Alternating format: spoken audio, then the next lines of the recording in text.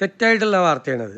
ഈ ഓണക്കിറ്റ് വിതരണം ഇന്ന് ഉച്ചയ്ക്ക് 2:30 വരെയുള്ള കണക്ക് ഞാൻ പറഞ്ഞു. സംസ്ഥാന സർക്കാരിൻ്റെ സൗജന്യ ഓണക്കിറ്റ് വിതരണം പുരോഗമിക്കുക. ആകെ കിറ്റുകൾ നമ്മൾ തയ്യാറാക്കി വെച്ചിരിക്കുന്നത് 6,02,650 റെഡിയാണ്.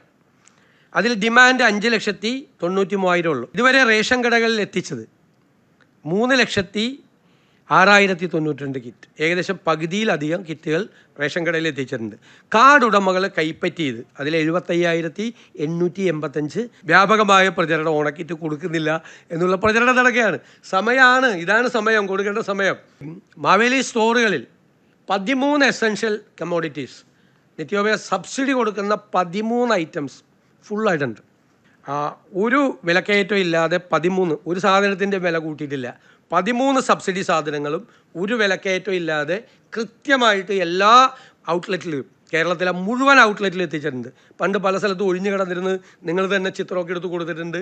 ഒന്നുമില്ല എന്ന് പറഞ്ഞ് ഉദ്ഘാടനം നടക്കാതെ പോയിട്ടുണ്ട്. സപ്ലൈകോയുടെ ഓണം ഫെയർ LDF MLA മാർ തന്നെ ഒന്നുമില്ല എന്ന് പറഞ്ഞ് ഉദ്ഘാടനം ബഹിഷ്കരിച്ച് പോയ സംഭവങ്ങളൊക്കെ നേരത്തെ ഉണ്ടായിട്ടുണ്ട്. 10 ഇനങ്ങൾക്ക് കഴിഞ്ഞ ഓണത്തേക്കാൾ വില കുറച്ചു. ചെറുപയർ, ഉഴുന്ന്, വൻകടല, വൻപയർ, തൂരപ്പരിപ്പ് തുടങ്ങിയ 10 പ്രമുഖ അവശ്യ സാധനങ്ങൾക്കും കഴിഞ്ഞ ഓണക്കാലത്തെ സബ്സിഡി നിരക്കിനേക്കാൾ കുറഞ്ഞ വിലയിലാണ് വിതരണം ചെയ്യുന്നത്. ശബരി വെളിച്ചെണ്ണ വീണ്ടും വില കുറച്ചു. സപ്ലൈകോ വഴിയുള്ള ശബരി സബ്സിഡി വെളിച്ചെണ്ണയുടെ വില ലിറ്ററിന് 249 നിന്ന് 20 രൂപ കൂടി കുറച്ച് 229 രൂപയാക്കിയിട്ടാണ് ഇപ്പോൾ കൊടുക്കുന്നത്.